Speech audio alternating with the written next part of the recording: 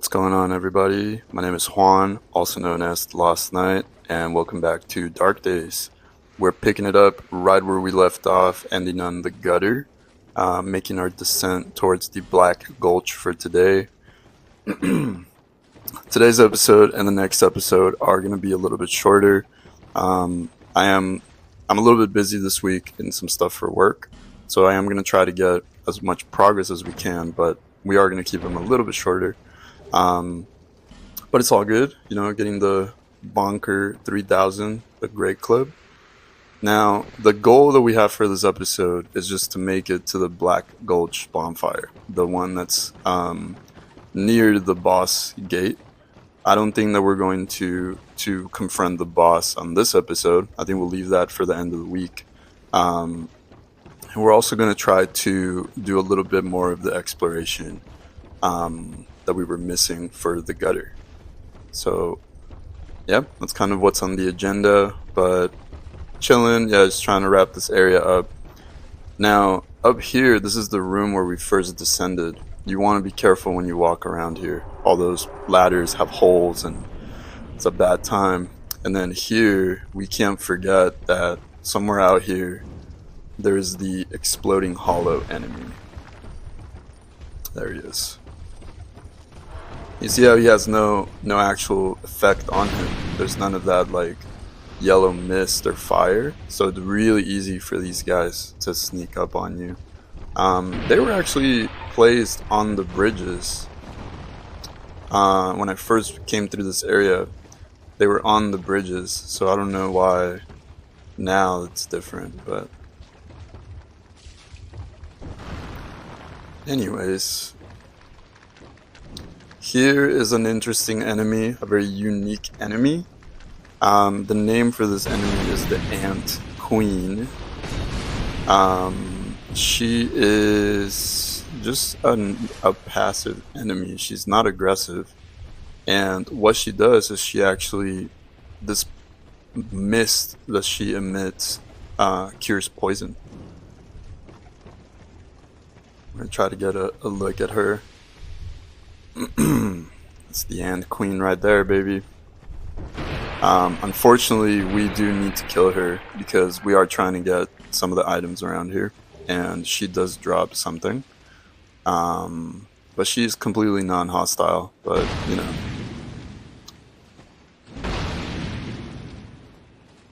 and she's got a ton of health, as you can see.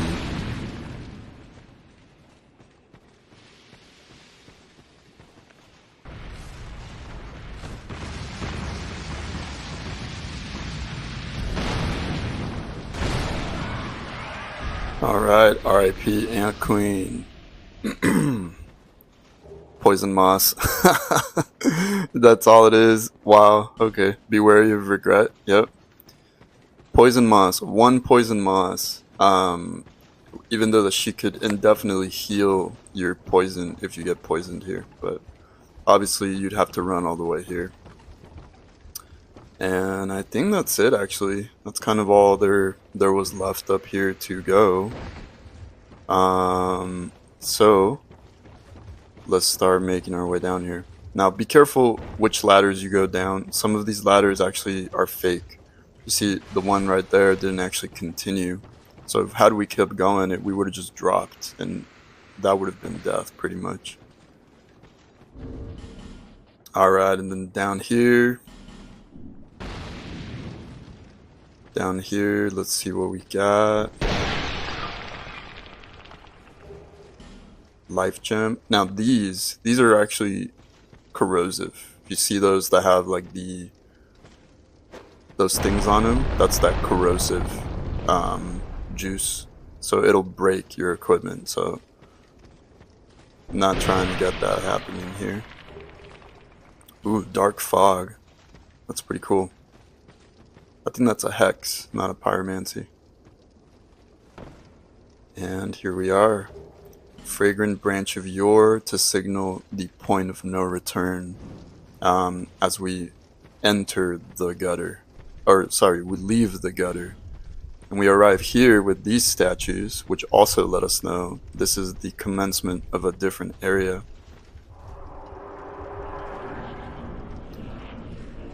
Black Gulch.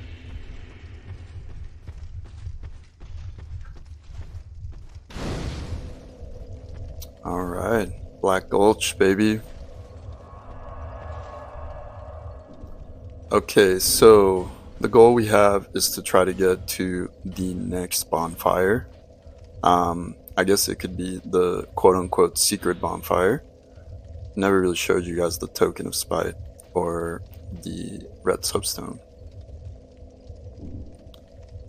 But yeah, that's kind of what we have planned. So this area is another heavy poison area, so we do want to have some things that can resist it. We do have some moss, showing you guys some of the equipment that we're rocking.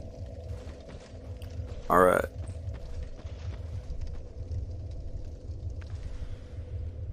Okay, Black Gulch, baby. This area kind of sucks.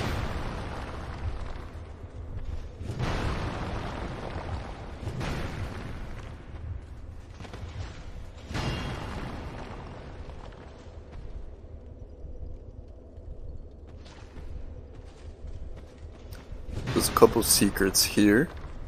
There's another one of those hidden doors. And actually, the key for those doors is here. It's down there. I don't know that we'll get to that today. We'll definitely come back for that later. This is also another place where you can encounter Lucatiel, but I don't think we're going to meet her here. So remember, with Lucatiel's quest, you have to find her in the area, and then you have to summon her for the boss fight, and she has to survive the boss encounter. So we don't want to have forgot to put my sign. That seeing the sign down there actually reminded me. But we don't want to have her die to the boss of this area, because she is very likely to die to him. So we're gonna try to get her for another boss that we will use. But you see me being very careful with these statues. It is very easy to get poison procced on you. You see, they hit a lot harder. There's many more of them. And we got a lot of these enemies too. So once again, a great location for farming large titanite shards and titanite chunks. Alright, well, that was the last one. Somehow we got that guy. Okay. I'll take it. Now that we're poisoned, we might as well just run through here.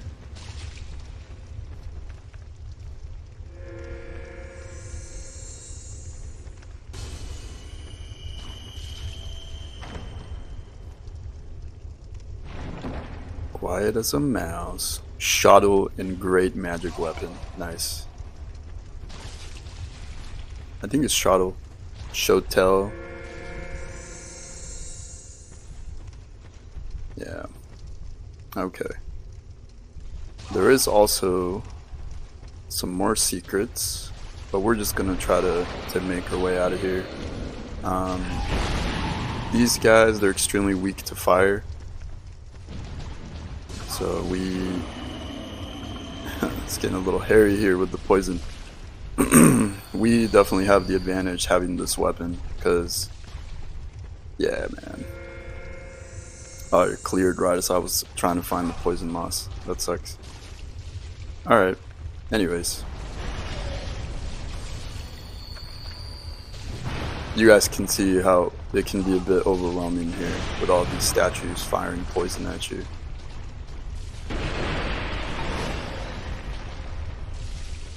Now, these worms, they look intimidating. They're actually chumps. It's really easy to kill them. If you just hang out near the opening of their wormhole, they can't really hit you unless they do like a side swipe attack. So, man, these statues, dude, I hate this place. Okay. Okay. You guys see why I don't want to spend too much time here. We're just gonna book it to the secret bonfire, which is actually blocked off by this statue. So we have to wait until this guy does his animation of waking up and everything. And we got an enemy behind us. Ooh. Oh my god, dude. Fucking move out of the way. There we go. Jeez. Okay, we made it. Somehow. Somehow we made it. And we got Woodland Child who invaded us, so... Oh, alright. Hell yeah. I just probably fell down. Okay. So, secret little bonfire. I think it's the reason they give you the fragrant branch of yore. Is so you can come down here and fuck some shit up in this bonfire. This bonfire is also a 10 out of 10 location for farming those the monsters that lurk in the oil pools, the tar pools.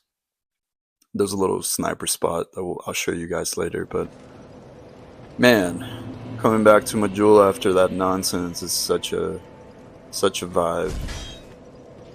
Okay, so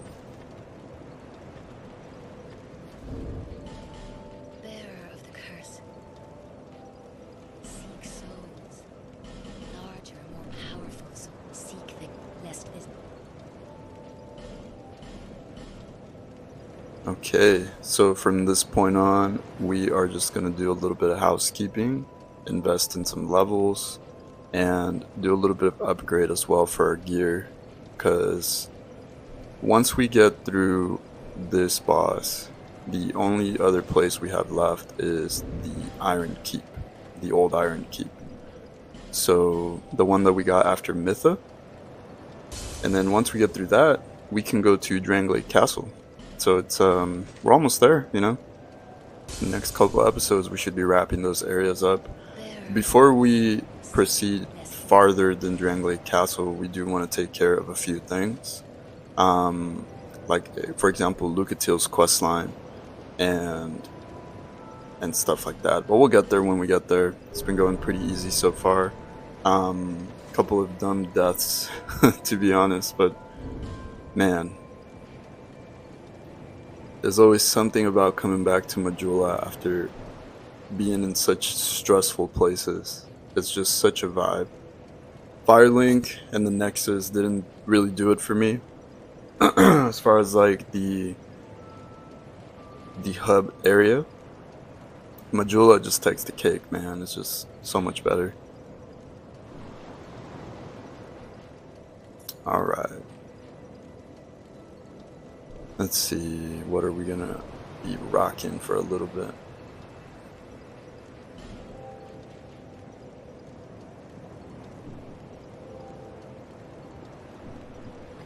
So I was thinking about which way to respec this character once we do change it up again. And I think the next thing that we're going to do is we're going to do a bit of sword and sorcery. Like kind of a spell sword type vibe. Not really heavily invest in intelligence to use like crazy strong spells, but maybe invest a little bit so we can buff our weapons and have some sort of like auxiliary spells that we could use.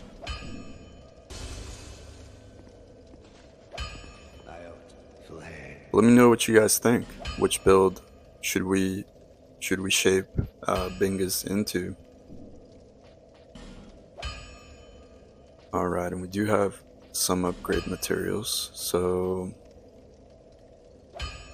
Gurm Axe, then the Halberd, which also takes Twinkling. Okay.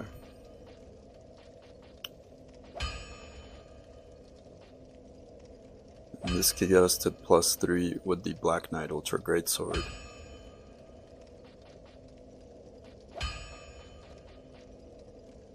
We also have quite a bit of chunks too. So it could be either one. And then the Halberd, we're missing some large Tynite shards, so we'll probably go with that one just to get them all around the same level, and then we can kind of keep progressing them together. So this should bump up the Halberd to +6. Now it's going to be chunks. So we have the Halberd, the S-Stock, and the Claymore which are our primary knight weapons, all around the same level. And then the Dragon Slayer Crescent Axe does take Twinkling.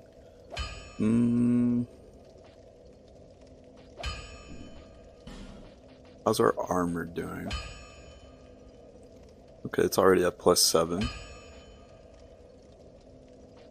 And the hands take Twinkling as well, because it's the Drangleic set, so we want to try to save that Twinkling Titanite as much as possible. Kind of dedicated for weapons mainly, so I think we'll probably, yeah, we'll just get that up to +3, just get that huge damage bonus, and then we'll probably upgrade the Claymore, since that's the one we're primarily using as an auxiliary. And I think that's going to be all for today, guys. Thank you guys so much for watching. I know it's a little shorter episode, but we will definitely make up for it come next week, and I'll see you guys on the next episode of Dark Days.